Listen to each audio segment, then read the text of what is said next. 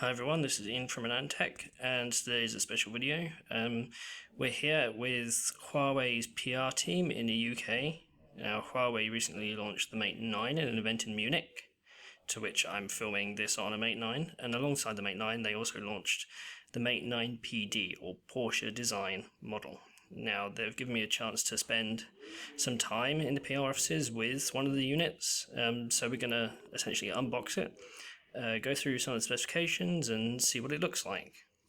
So the key thing with the Porsche 9, the Mate 9 Porsche Design, is going to be the fact that it's a curved display on both edges. And in the presentation where this was launched, Porsche Design, the company who helped Huawei design the smartphone, they actively promoted the fact that this is a replacement for other curved devices that may no longer be on the market. I believe the CEO used the phrase "no explosions," so we'll see. Now, the Porsche Design model, as we see here on the right, is an official. This has been designed by Huawei and Porsche Design, and this is an official unit. It's not a lot there. So one of the big things about the Porsche Design, apart from the fact that it's curved edge, is going to be the price. And at the launch, they announced that the price would be €1,300, which is around $1,500, but this won't actually be sold in the US. Now, a lot of people balk at that price. Why is it so much? And why would anybody buy it? Now, the line of thinking from Porsche Design and Huawei on this is the fact that when people buy the car, they buy the hat, they buy the shoes, maybe they buy the phone. It's sort of like an all-in-one stylistic package. It's what Huawei likes to call part of their lifestyle product range, or which may be part of the future, given that Porsche Design used to work with BlackBerry, and now they're working with Huawei. For your €1,300, you get the smartphone, and unfortunately, aside from the smartphone and the fact that you've actually got one, is that's about it. You don't actually get anything else, nothing like a jacket or anything. So the phone, now it's black, so sorry if the camera keeps refocusing. Now this is a device that they're letting a lot of media test, so it's here, it's charged, and it's being used. And compared to the Mate 9, it's pretty similar in terms of overall dimensions, again, apart from the curved screen. Now this screen is what they're calling a 2K display, which everybody else knows as 1440p. So 2560 by 1440 in a 5.5 inch diagonal. That's compared to the Mate 9, which is 5.96 inches. So this device is technically smaller. Inside is essentially the same hardware as the Mate 9. We've got the new Kirin 960, which is the first device to use ARM Cortex A73 cores, but also the first device to use ARM Mali G71 graphics cores. So the Kirin 960 is a quad A73 and a quad A53 device, using the MP8 configuration of the GPU. Now, using an MP8 is new for Huawei, because previously they only used MP4 configurations. Now, combined the new architecture with the doubling of GPU cores means that Huawei is promoting a plus 180% performance difference with the GPU on the Mate 9 and the Mate 9 Porsche Design. Now, different between the Mate 9 and the Porsche Design, I'm going to call it PD from now on, is the fact that the PD comes with 6GB of DDR4 memory, LPDDR4, probably running at 1800, though we haven't got official confirmation of that yet.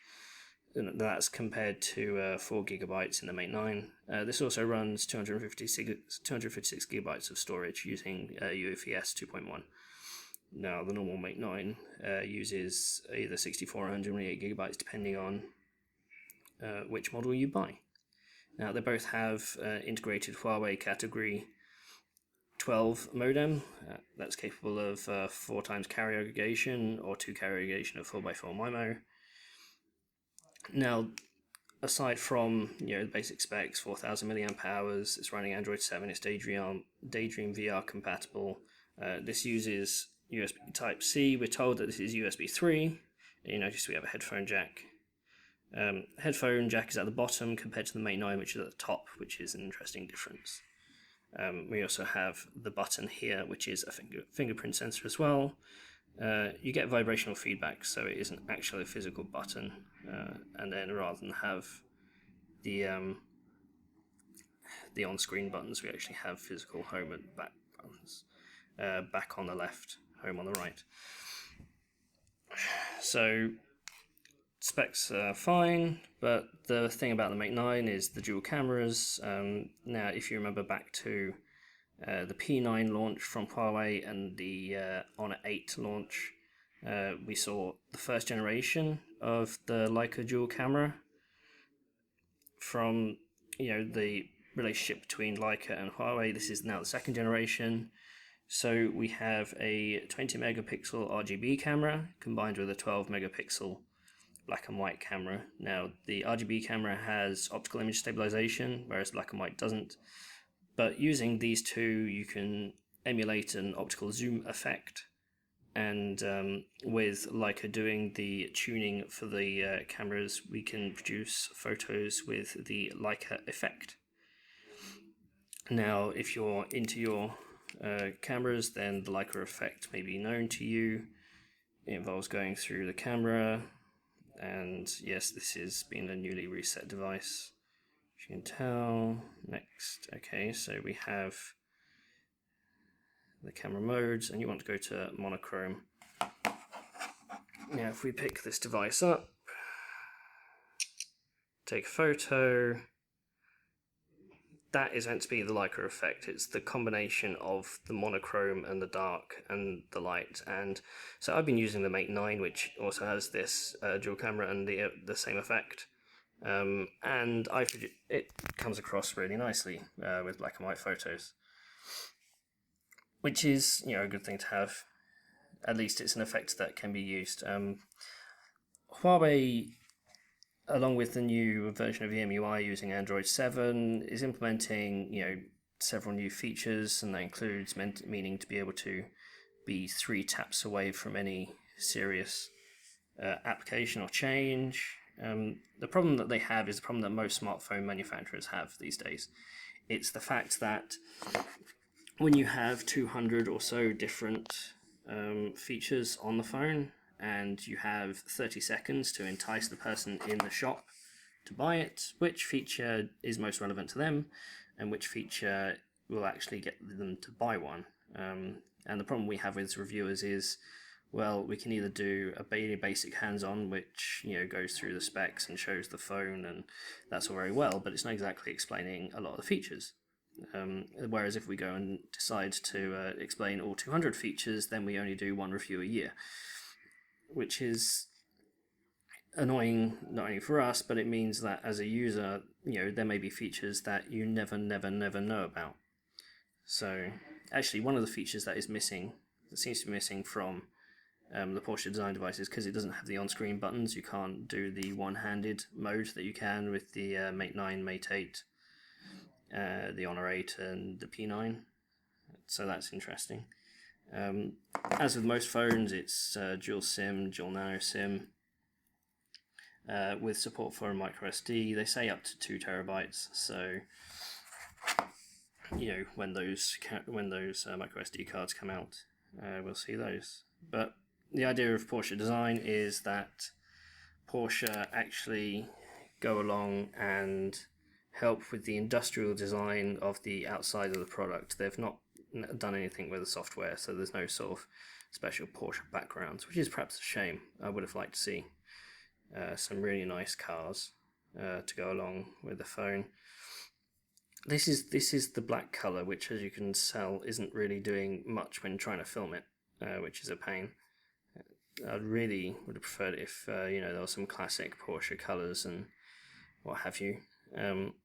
With the phone, unlike the Mate 9, it does come with an official case. If I can grab this out of the box. Okay, so here's inside the box for the unboxing. We have here's a UK charger, here's a US charger, US European charger. We have the cable, so that's Type-C to USB. We have customized headphones. I'm not sure if these are from Huawei or if they're just some OEM that do those. And this is the official case for the phone.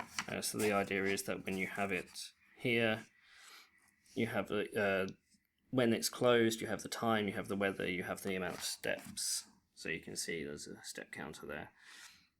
Now I wonder if it's anything like my Mate 8 case that I have. Let me just bring it into shot here. So this is my Mate 8 case. This is just a cheap one, it's not an official one, and that shows time and steps, and you can kind of press through it as well to do alarms and stuff. So I wonder if this case is exactly like that. You can tell that this is a kind of a leather. Is this actual leather or is this this PU leather? I know my Mate 8 case is definitely PU leather. It's what you get when you spend £20 on Amazon, and it's actually easier to focus with a non-black one. So there's the case that comes with it, and you have that's just an empty box that you can change the SIM card in. One thing I will say with the Mate 9 and the Mate 9 PD is that they do implement Huawei's version of Supercharge. So let's see, Huawei Supercharge, which is promised to charge the phone up to 58% in 30 minutes, which, based on what I've done with the Mate 9, it definitely feels fast. But in order to use Supercharge, you have to have obviously a phone, because it uses a separate IC to manage the power. It goes at 5 amps and 5 volts, or they say it ranges from 3 to 5 volts, so it's variable voltage. But the IC on the phone communicates with the IC in the charger, and using a compatible cable, so depending on the ohmic resistance of the cable, it will adjust to the charging. Now the ICs talk to each other because the Mate 9 and the Mate 9 PD have 5 sensors on board measuring temperature and charge rate and everything else. So when it needs to back down, it can, or if it gets too hot. Part of the presentation from Huawei said that the Mate 9 and the Mate 9 PD are both 5 degrees cooler in your hand, and I've been using the Mate 9 without a case now for just over a week, and it doesn't feel that warm whenever I use it, and I use it mainly for consuming content, not necessarily high-powered games, so I need to check on that. But Porsche Design is, yes, it's overpriced for what it is, definitely, and not very few people are ever going to buy it. And like I say, it's not going to be available in the US. The main markets are Europe and Asia. But the thing is, for people who buy this, price really is no object. I use the analogy with trainers or sneakers. Up to a certain value, about $200, you do get an increase in quality for the price that you pay. But still, Nike and everybody else still sells pairs of sneakers for $700, and the reason is people still buy them. And if they didn't, people would complain. So that's one analogy to take away from this Porsche Design model. I mean, how many times have you seen people with fancy key rings, and the key ring costs $100, and the reason they've got the key ring is because they've got the car, or it's because they're invested in the brand, or they're just part of a user group who just likes that brand. So that is kind of what they're going for here. Underneath, it's still a Mate 9 with a curved display. I mean, you can see the curve. It's not so much that of a curve. It's actually quite hard to tell if there's a color difference. Let's see. Let's get a color picture. Yes. And as usual with Huawei devices, the buttons are kind of hard to use. There we go. Cancel monochrome. Come on. Photo. So let's just take that photo, zoom in, and it's more reflective than, color changing. So actually, you can use, I'm not sure if you can tell, but there is some slight desaturation there, and it's more visible from this angle. But Mate 9 Porsche Design. Now, we've spoken with Huawei and Huawei's management team, and the reason why there's an alignment with Porsche and an alignment with Leica is that, it's Huawei's goal to be the #1 Android smartphone brand and have the best devices and that premium quality feel. Now, part of the way they're doing this is through association with known brands that already have good reputations. So Leica and Porsche. And this is Huawei. This is a company that sold 108 million smartphones last year, and 30% of those were above 400 euros in cost. So they're not shy to experiment, and their plan to sell millions, at least millions of the Mate 9. The Mate 9 PD is designed to be limited edition, so I'm not exactly sure how many units they're going to put in production. And I'm not sure if, say, the limitation is the curved screen or anything else. But this has been a short unboxing for the Mate 9 Porsche Design. I'm sorry about the camera issues. It's really hard to focus on black. But yeah, check out AnandTech.com, the website, for more coverage. We'll get our review out of the Mate 9. I believe Matt's the one doing that one. And catch you next time.